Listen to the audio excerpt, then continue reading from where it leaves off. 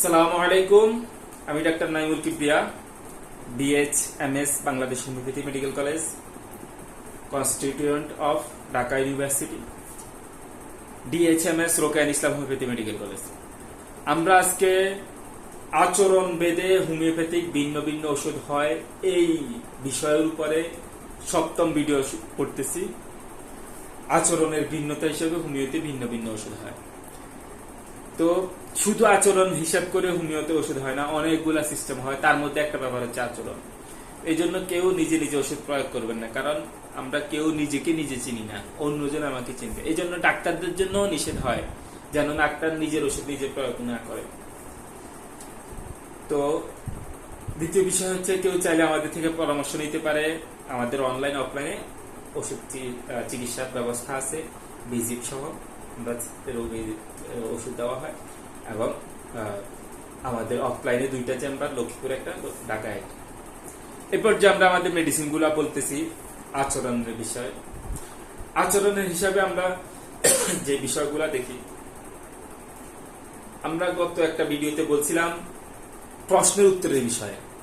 কোন প্রশ্ন করলে একটু ভেবে উত্তর দেয়, মার্কুরিয়াস সিলিভারাস, মুখের দিকে হা করে থাকে, সিফিলিয়াম, এভাবে আমাদের আছে। কিন্তু আমরা এটা বলি নাই যে যদি কারোর আপনি কেউ একজনকে প্রশ্ন করছেন, প্রশ্ন করার পরে সে খুব দ্রুত উত্তর দেয়,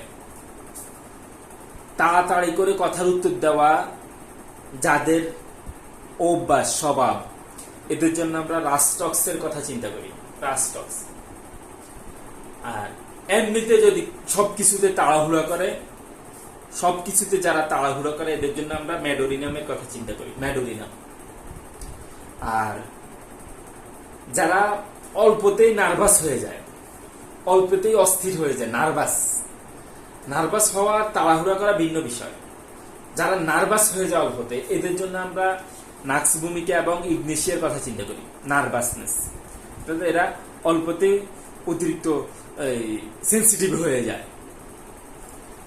এরপরে আমরা দেখি, যদি এমন হয় কারোর মধ্যে সবসময় রোগ ভাব, মানে এরা সবসময় এরা যেন অসুস্থ ভাবে নিজেকে, হইতে পারে সে অসুস্থ অথবা অসুস্থ নাও হইতে পারে, কিন্তু সে যে অসুস্থ নিজেকে ভাবে, এই ভাবনাময় রোগীর জন্য আমরা স্ট্রাফিসেকটিয়ার কথা চিন্তা করি।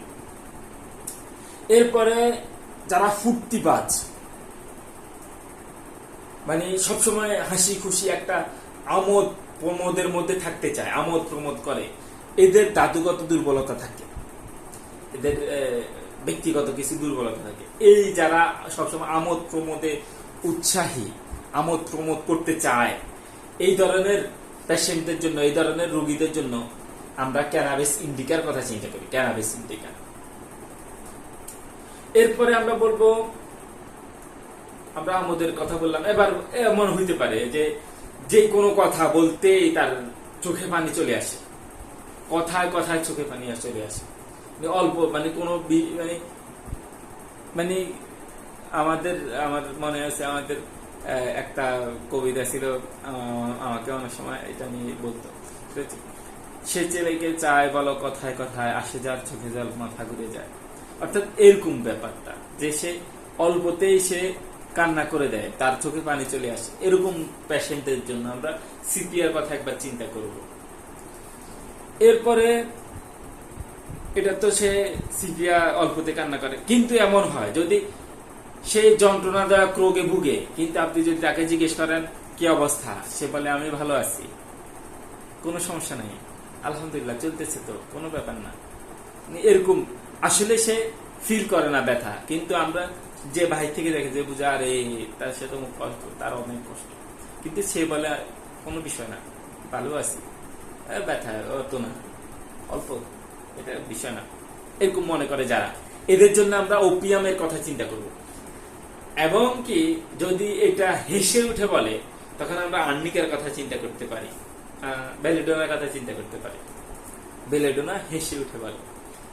এরপরে আমরা বলবো, রোগ কঠিন হলেও মনে করে কিছুই হয় নাই, রোগ কঠিন কিন্তু তার সে মনে করে কিচ্ছু হয় নাই, এটা কোনো বিষয় না, কিচ্ছু হয় নাই। এই কিচ্ছু হয় নাই মনে করা যারা, তাদের জন্য আমরা এসিড পক্সের কথা চিন্তা করব, যারা মনে করে কিচ্ছু হয় নাই। এরপর আমরা বলবো যাদের মধ্যে একটু দোল খাওয়ার ইচ্ছা, দোল খেতে চায়, দোলনা বা এরকম নাগরদোলা এরকম, বা মনে করেন যে কোনো চেয়ারে বসে দোল খাইতে থাকে, মানে একটা দোল খাওয়ার ইচ্ছা যাদের, এদের জন্য আমরা দোল খাওয়ার অদম্য ইচ্ছার জন্য আমরা ইলাফস মেডিসিনটার কথা চিন্তা করি। অদম্য ইচ্ছা, এরা দোল খাইতে চায়, শুধু দোল দোল মনে থাকতে চায়, এদের জন্য ইলাফসের কথা চিন্তা করি। আমাদের ভিডিও যথেষ্ট বড় হয়েছে, অর্থাৎ আমরা এখন যতটুকু 5-6 মিনিটের মধ্যে শেষ করতে চাই। 6 মিনিট হয়ে গেছে। আলহামদুলিল্লাহ, ইনশাল্লাহ পরবর্তী ভিডিও আমরা পরবর্তী বিষয় নিয়ে আলোচনা করব। আপাতত আজকে এখানেই বিদায় নিচ্ছি। আসসালামু আলাইকুম রহমতুল্লাহি ওয়া বারাকাতুহু।